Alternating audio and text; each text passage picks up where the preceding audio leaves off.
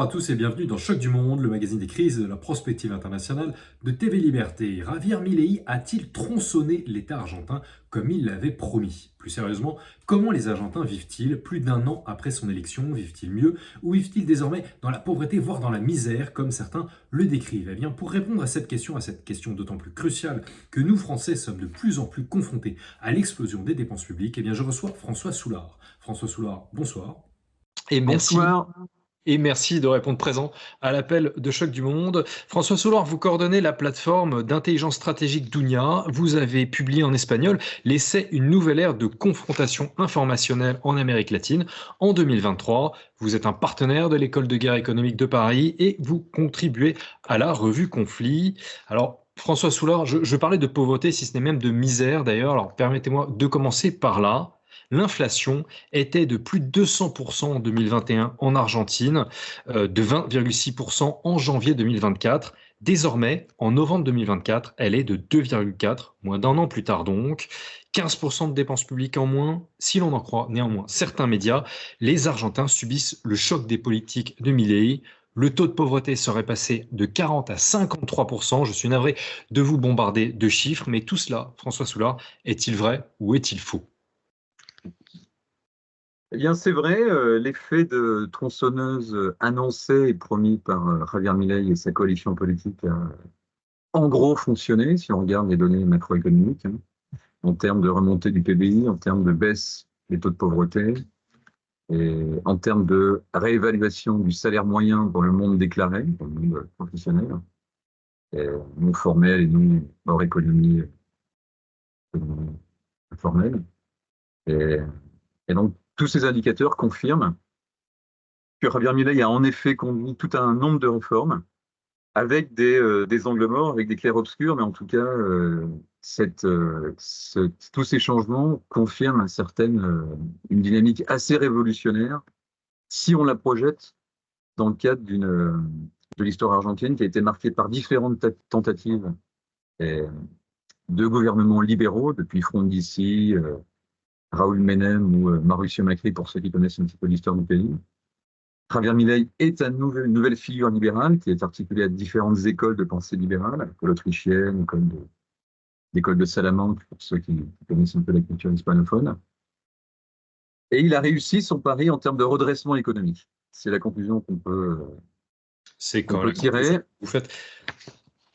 de manière assez honnête et objective, hein, je veux dire. Il y a évidemment de la spéculation sur les chiffres, sur l'inflation, différents indicateurs. Mais grosso modo, hormis certains aspects sur la dette, sur la santé de la dette, hormis certains aspects sur l'état de santé de la Banque centrale, il n'y a pas forcément des réserves positives quand on fait le bilan sur le remboursement des dettes, etc., FMI, dette publique et autres. Et là, on peut discuter sur certains chiffres. Mais en tout cas, c'est également sur le niveau de salaire, sur l'adaptation des niveaux de retraite par rapport au coût de la vie actuelle. Mais en gros, ces données macroéconomiques confirment un paysage politique. Donc, le choc que les Argentins subissent est plutôt, en réalité, positif sur du moyen terme. Tout à fait, sur le moyen terme, c'est-à-dire sur un an de gouvernement Milei, puisqu'il a été élu fin 2023, il a assumé en début 2024. Donc on est à un an, grosso modo, de sa gestion. Et il y a des élections de moyen terme qui vont avoir lieu en 2025, donc législatives. Sa cote de popularité est environ aujourd'hui à plus de 50%, donc il y a une réceptivité, une adhésion populaire à sa gestion, avec quelques turbulences qu'on pourra aborder. Il y a quand même eu un minimum d'opposition. On a vu des images de manifestations devant le Parlement. Bon, vous me direz qu'il existe les mêmes, si ce n'est pire, en France, mais il y en a quand même eu certaines depuis un an. Oui, il y a eu des manifestations régulièrement à partir de chaque décision importante du Milei, notamment par exemple pour la privatisation de certaines entreprises publiques qui devaient être plus importantes dans la première proposition. Elles ont été réduites à la baisse. Il y a eu des mobilisations au moment de réformer certains niches et avantages économiques pour le monde syndical. Et il y a eu d'autres mobilisations pour la réforme des programmes d'aide sociale, etc. Donc, chaque moment a été ponctué par ce type de démarche.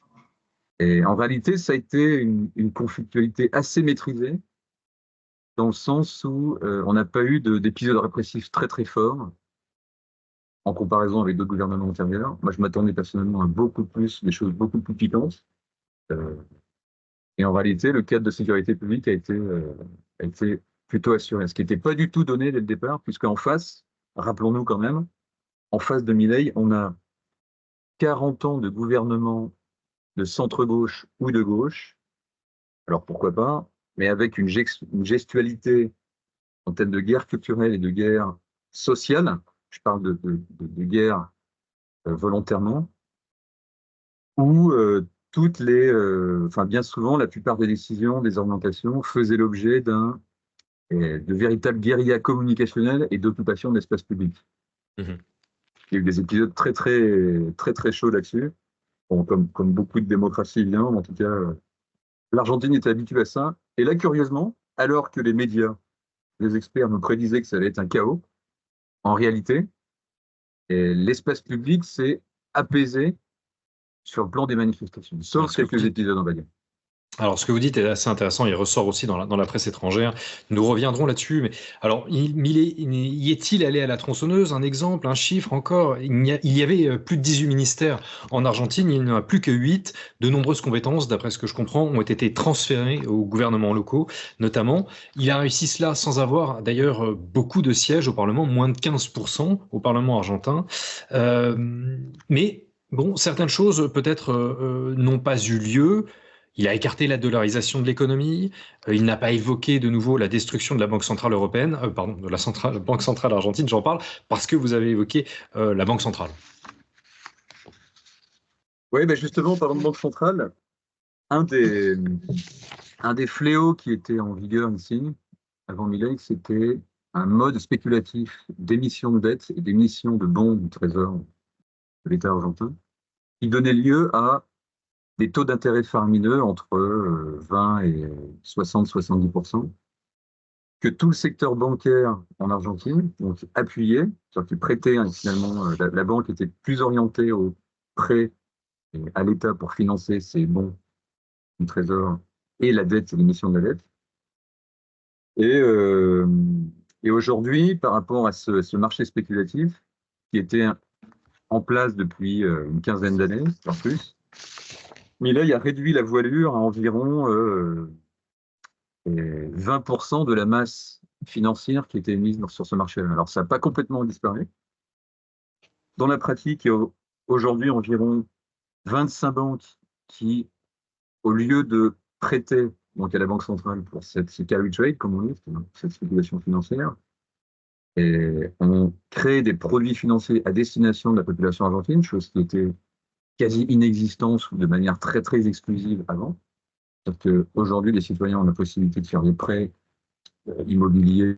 Et donc, les Argentins n'avaient pas d'accès en réalité à des produits bancaires en termes de prêts et pour la construction immobilière, pour l'achat, etc., de manière très très exclusive. Et Milei a crevé le ballon de cette spéculation financière. Et aujourd'hui, on a une trentaine de banques qui proposent donc des crédits, on va dire, normaux pour les foyers, hein, et pour financer l'activité économique. Alors, encore avec beaucoup de bémols, notamment sur les taux d'intérêt, mais c'est une normalité économique qui est finalement revenue et qui est résultant d'une remise en question justement de cette bulle financière qui tournait sur elle-même et qui faisait justement la richesse d'une élite politico-économique, évidemment associée au pouvoir. Donc c'est une des réformes majeures sur le plan de l'agenda financier. Alors, vous avez évoqué l'apaisement de l'Argentine, apaisement paradoxal. C'est quelque chose qui ressort dans la presse locale, mais aussi internationale. Je vous propose, François Soulard, de faire un petit tour de celle-ci. À tout de suite. Javier Milei, un an d'anarcho-capitalisme. Javier Milei, le révolutionnaire du libre-échange, se réjouissait en novembre 2024, The Economist. Milei a dépassé les attentes, estimait The Financial Times. La science économique à la tronçonneuse a prouvé que ces critiques de gauche avaient tort, affirmait The Telegraph. L'Argentine exporte son modèle de dérégulation à la tronçonneuse autour du monde, revendiquait-il lui-même triomphalement le jour de l'élection de Donald Trump. En dépit des apparences, le président argentin apporte, selon la presse néolibérale, la stabilité dont l'Argentine avait besoin. Une chose est sûre, depuis toujours, Milei ne cesse de surprendre. Dans sa jeunesse, ses camarades de classe l'appelaient déjà El Loco, le fou, en raison de son caractère et de sa coiffure. Professeur d'économie et économiste, il sera invité à partir de 2014 dans les médias, n'hésitant pas à insulter ses contradicteurs. Selon la presse argentine, il devient vers 2019 l'une des personnalités les plus influentes du pays, jusqu'à prendre la tête de la coalition La Liberté, avance en 2021, puis à être élu en 2024, en novembre, président à 55% des voix au deuxième tour, grâce à une coalition au deuxième tour avec la droite traditionnelle. Alors, François Soulard, vous semblez d'une certaine manière quand même assez admiratif de l'action de Milei depuis un an, mais je vais jouer l'avocat du diable. Est-il vraiment un homme providentiel pour l'Argentine? Milei a-t-il des zones d'ombre, en fait? Alors oui, évidemment. Alors providentiel, c'est vrai qu'il a joué beaucoup sur cette image de rupture vis-à-vis d'un ordre politique antérieur, et il y avait de quoi, hein, je veux dire, on a abordé les chiffres, Edouard, tu l'as bien présenté. Et ce qui est plus évident aujourd'hui, en réalité, c'est une contradiction vis-à-vis de la rupture vis-à-vis de la caste. Hein. Donc, Milei a désigné la caste comme un ennemi politique. Il fallait absolument rompre les privilèges établis, rompre une minorité politique qui finalement gouvernait le pays et qui profitait de tout un nombre de choses. On avait une véritable économie administrée en Argentine, un pays entre guillemets cubanisé, hein, en termes de paralysie, de contrôle des circuits économiques, contrôle des prix, etc., un certain nombre de marchés. Aujourd'hui, en Argentine, il suffirait finalement d'appuyer sur deux boutons pour relancer la croissance. Le premier, le principal, c'est le champ agro-industriel. L'Argentine est un pays qui a un potentiel édaphique et agricole absolument fantastique, comparable avec celui des États-Unis et avec celui de l'Ukraine, en termes de fertilité des sols. En termes d'infrastructure, c'est un petit peu différent. C'est un secteur qui investit environ 30 000 millions de dollars chaque année en termes de semences, et donc d'investissement dans les récoltes futures, et qui a paradoxalement ses exportations limitées, qui a un marché de distribution de ses produits limité également au sein du Mercosur. Il y a tout un débat là-dessus qui circule en ce moment avec l'accord Union européenne-Mercosur. Alors il suffirait d'activer ce secteur-là, et pour l'instant, le gouvernement de Milei ne l'a pas encore fait, sauf quelques allègements au niveau fiscal, au niveau de certains impôts. Je rappelle quand même que ce secteur-là est taxé à environ 80%, un des plus taxés au monde en Argentine. Donc c'est un chiffre qui nous ramène directement à l'enclume, à l'étau fiscal qui est présent dans le pays, avec cette économie administrée qui est une réalité. Mmh. Donc il suffirait de libérer ce secteur avec un allègement d'impôts en lui permettant d'avoir une capitalisation majeure pour améliorer les infrastructures, pour avoir plus d'investissements, pour élargir les surfaces exploitées, faire du drainage, etc., etc. Tout un certain nombre de choses qui ont trait à l'industrialisation du pays. Et c'est un agenda qui n'a pas encore été activé. Et en réalité, pourquoi il n'a pas activé? Parce que depuis des années, en réalité, il y a une espèce de consensus transpartidaire, hein, commun à différentes familles politiques, qui conçoit le rapport avec ce secteur industriel comme un rapport d'exploitation et de non-développement. C'est-à-dire qu'il faut faire végéter ce secteur, ne pas le développer, pour en tirer les dividendes, c'est-à-dire que les 80% d'imposition vont à l'État et sont répartis au certain nombre d'intérêts politico-économiques, et ne sont pas réinjectés dans la croissance du pays. Milei vient de mettre en évidence que, et ses ministres, hein, que ça n'est pas sa priorité, même s'il y a des annonces, là, justement, au début 2025, pour alléger les impôts qui pèsent sur ce secteur-là. Mmh. Le deuxième élément, la deuxième clair-obscur qui commence à s'entrevoir, c'est la question de la dette. Début 2025, Milei vient d'annoncer qu'il est en train de négocier un nouveau prêt au FMI. Alors, pour mémoire, en 2015-2016, son antéprédécesseur, donc Mauricio Macri, avait sollicité le FMI pour un prêt historique, un montant de 50 000 millions de dollars, un montant faramineux à l'époque de la part du FMI. Ça avait été accepté. Le pays s'était endetté. Pour mémoire également, la montée de la dette avait été évaluée en environ 300 000 millions de dollars à l'époque de Cristina Fernandez de Kirchner et Néstor Fernandez de Kirchner. Donc à l'époque 2002 et 2015, d'environ 60 000 millions de dollars avec Mauricio Macri.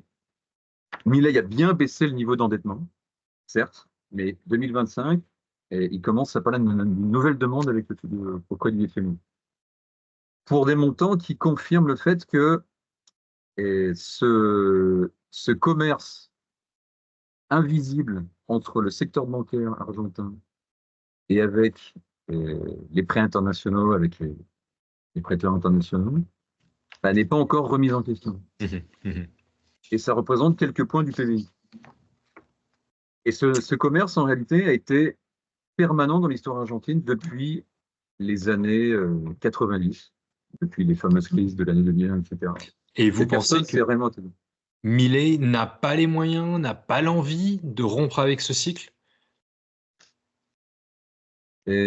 Manifestement, il n'en a pas la volonté. Alors, il n'en a pas la volonté vis-à-vis des faits qui sont constatables. Hein. Et il n'a pas annoncé justement le fait de balayer complètement cette spéculation financière. Au niveau de la dette, il s'est prononcé, il a effectivement avec lui un bilan positif en termes de réduction de la dette, il n'y a pas d'effacement complet.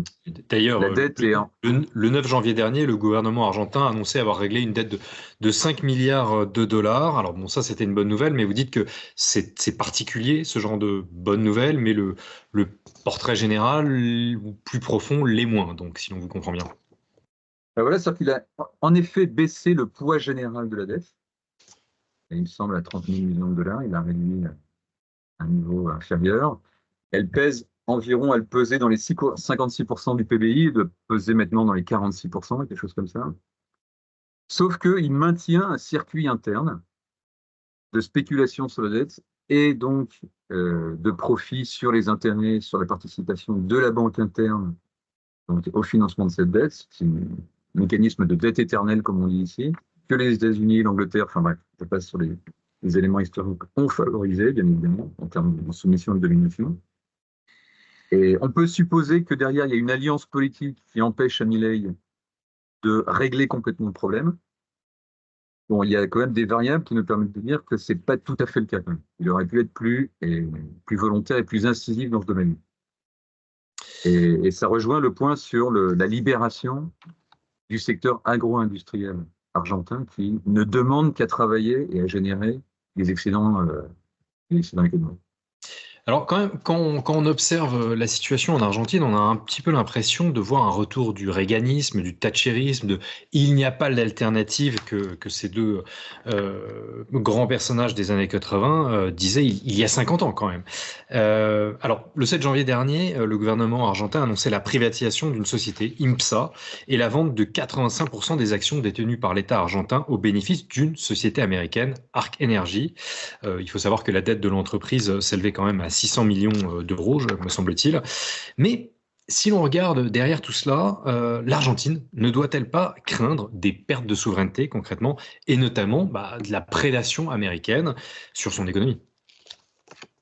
Tout à fait, c'est le risque actuel avec la vague de privatisation. Alors là, il y a des manœuvres qui se font en coulisses qui ne sont pas forcément très, très visibles. Il y a des décisions positives au sens où certains marchés, par exemple, comme la logistique fluviale frontalière avec l'Uruguay et le Paraguay, a été privatisée pour justement désadministrer cette économie qui était aux mains de figures et de groupes syndicaux et politiques qui en faisaient un usage complètement détourné. J'insiste là-dessus, ça c'est pas de la fausse information. L'économie argentine reposait fondamentalement là-dessus, dans plein de domaines industriels, sauf exception. Et le risque, c'est en effet d'ouvrir la porte pour des offensives économiques diverses, à la fois chinoises et à la fois américaines. Mais en tout cas, ce qui se confirme, c'est une orientation du gouvernement Milei vers un alignement avec les États-Unis et avec des taux de participation au niveau des actionnariats plus forts de la part des États-Unis. Un autre élément important, c'est que juste avant l'élection de Milei, un accord avait été signé avec le gouvernement antérieur pour installer une base chinoise militaire en terre de feu. Alors la terre de feu, c'est pas n'importe quoi, c'est un passage bi-océanique, l'accès à l'Antarctique. Cet accord a été pré-signé. Milei a redressé la barre et passé un accord pour développer une base militaire, mais avec les États-Unis. Donc là, il y a un ralignement évident avec les États-Unis. Et une rupture avec la Chine qui avait gagné beaucoup de terrain sur ce plan-là, comme ailleurs en Amérique du Sud, notamment au Panama et Alors, il au y a en Colombie. effet il y a en effet un revirement, pas seulement vis-à-vis de la Chine, semble-t-il. Quand il a pris le pouvoir, Milei s'est retiré, enfin, en tout cas, retiré l'Argentine des BRICS+, dans lesquels l'Argentine devait entrer en janvier dernier. Donc, concrètement, bon, n'est-il pas à contre-courant, n'est-ce pas imprudent, puisque les BRICS+, bon, sont une organisation qui est quand même très courtisée à l'heure actuelle. Est-ce une erreur stratégique, géostratégique? Ça pourrait être une erreur stratégique si Milei avait justement activé et de manière plus consistante son industrie agroalimentaire. Parce que les BRICS sont évidemment une sortie, une débouchée pour les marchés alimentaires argentins fondamentale. Ça l'est déjà pour le Brésil, qui a une infrastructure alimentaire de plus en plus encastrée avec celle de la Chine, donc avec les BRICS. Et par idéologie, disons, et aussi par timidité industrielle, et Milei a tourné la page sur les BRICS. Il dénonçait la Chine comme un pays communiste. Il a dû recalculer ses affaires, puisqu'il continue évidemment à travailler avec la Chine. Il s'est passé la même chose qu'avec Jair Bolsonaro au Brésil. Après avoir dénoncé la Chine pour son caractère communiste, et il a dû négocier et continuer à faire des accords financiers, infrastructurels avec eux.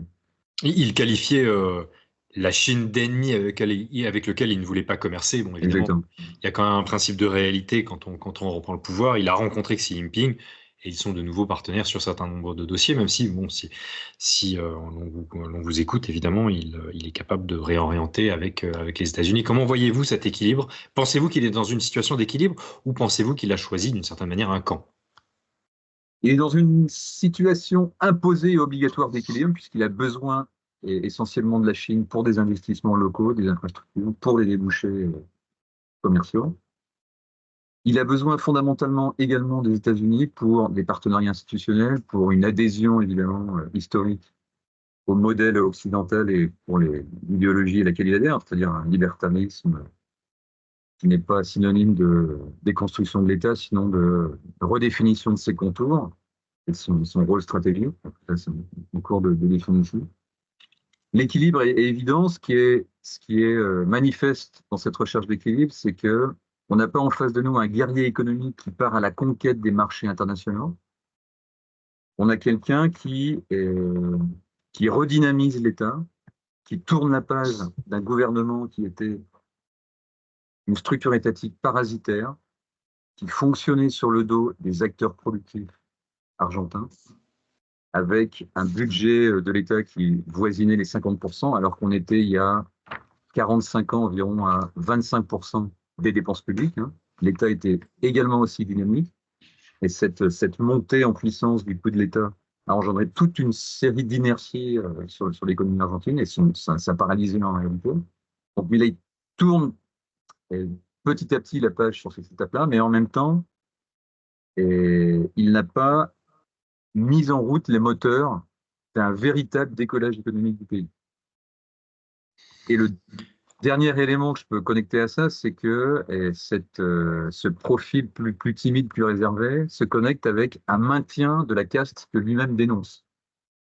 Alors pourquoi je dis ça? Parce que au sein du gouvernement, plutôt que d'avoir une chasse aux sorcières, comme on pouvait s'y attendre, effectivement, il y a beaucoup de gens qui sont partis, qui ont été délogés par la tronçonneuse de Milei, des fonctionnaires, des cadres, etc.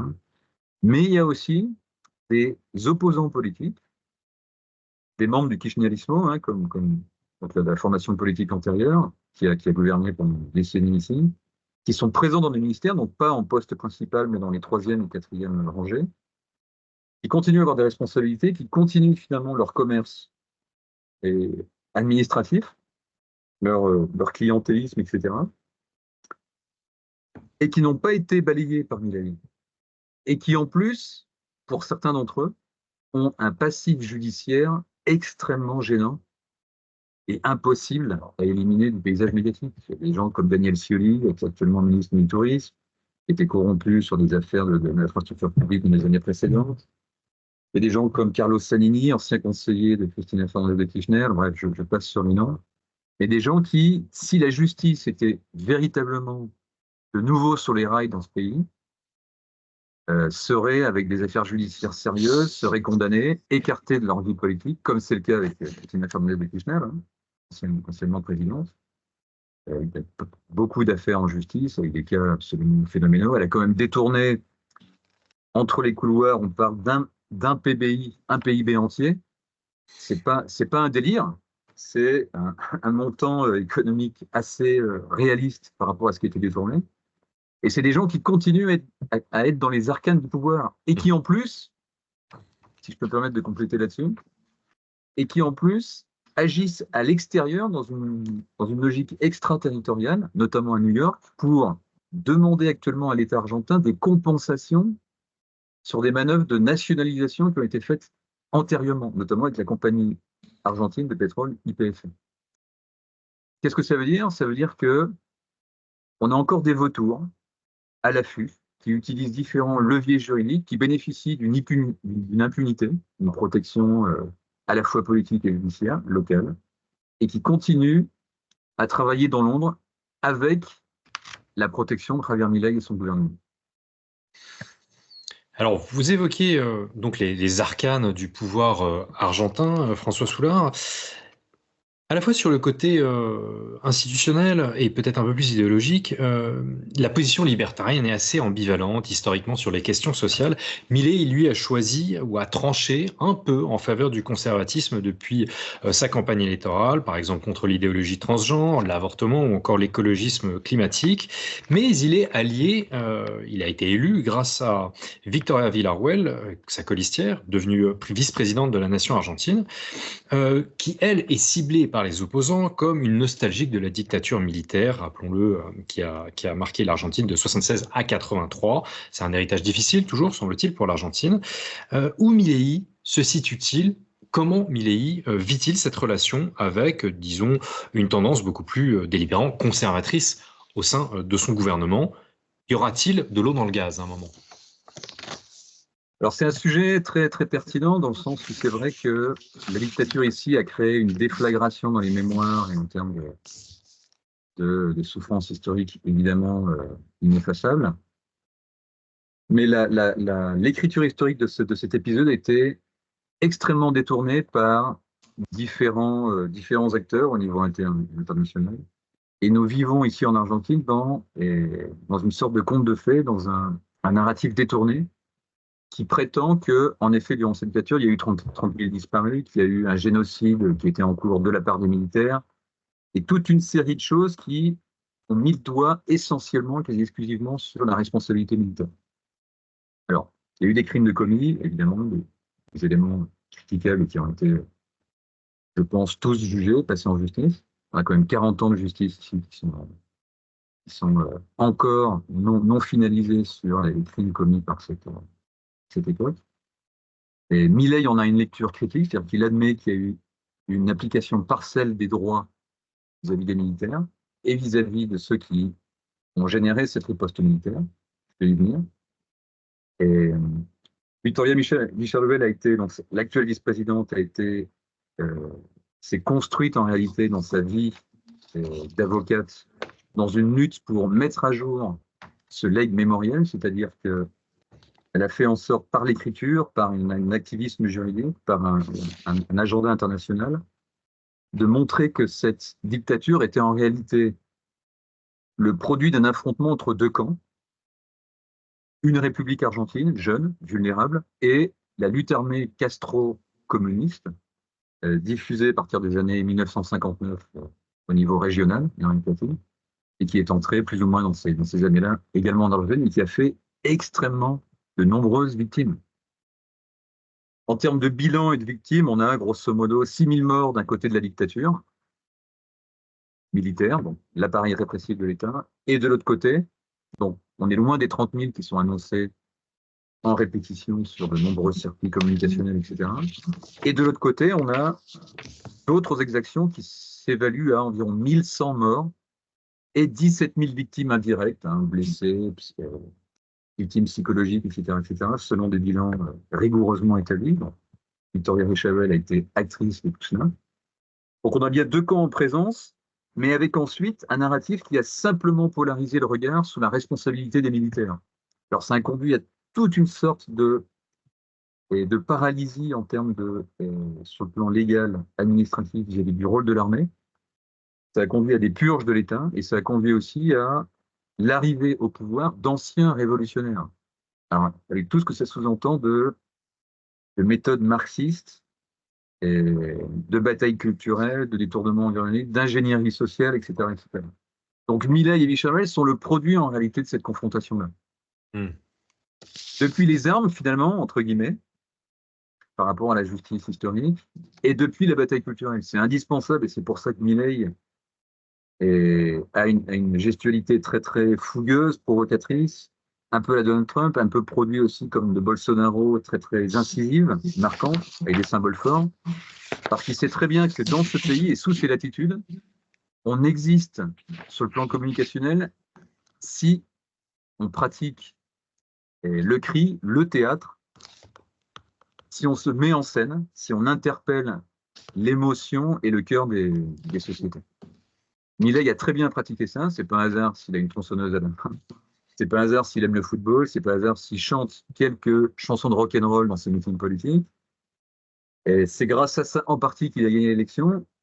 Et pour lui, c'est indispensable de mener cette bataille culturelle. Et autour de Milei, il y a toute une série d'activistes culturels qui font ce travail-là.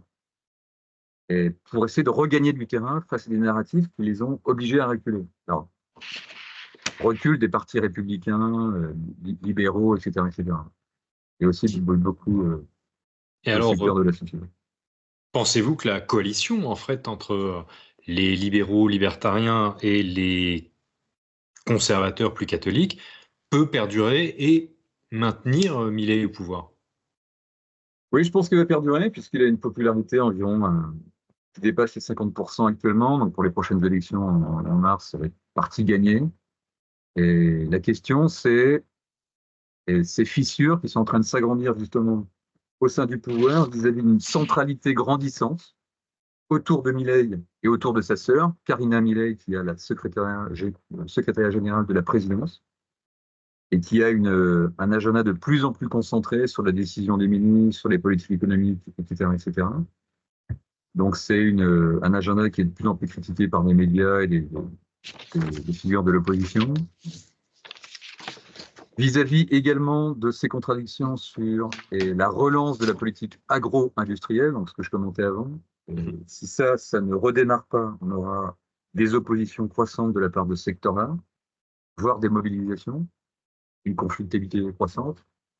Un autre élément qui pèse dans la balance, c'est que le gouvernement national, en Argentine, on est dans un État fédéral, comme aux États-Unis, comme au Brésil. Or, les décisions qui ont été menées par l'État national n'ont pas forcément été suivies par les États municipaux, même s'ils pèsent moins, et par les provinces. Or, il y a une réelle résistance, des boucliers levés de la part de ces États, donc provinciaux et municipaux, qui font que quand Milei baisse les impôts, ses homologues du côté provincial et municipal les augmentent d'autant, voire plus.